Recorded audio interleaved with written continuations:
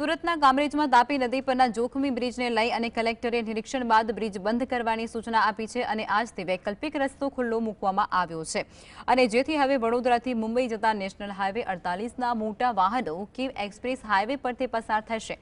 જિલ્લા પોલીસ વડા Hitesh જોઈસરે express highway અને તાપી નદી પરના બ્રિજની મુલાકાત લીધી। 1 મહિના સુધી તાપીનો એક તરફી બ્રિજ બંધ કરી દેવામાં આવ્યો છે તેવી પણ શક્યતા છે અને 1 મહિનામાં બ્રિજ જલ્દી રિપેર થાય તેવી શક્યતાઓ પણ હવે શરૂ કરી છે। ત્યારે કીવમાંથી પસાર થતા નવા એક્સપ્રેસ હાઈવેની પણ કલેક્ટરે મુલાકાત લીધી છે। અમદાવાદથી મુંબઈ જતો હાઈવે એ તાપી બ્રિજ પર બંધ કરવામાં આવશે।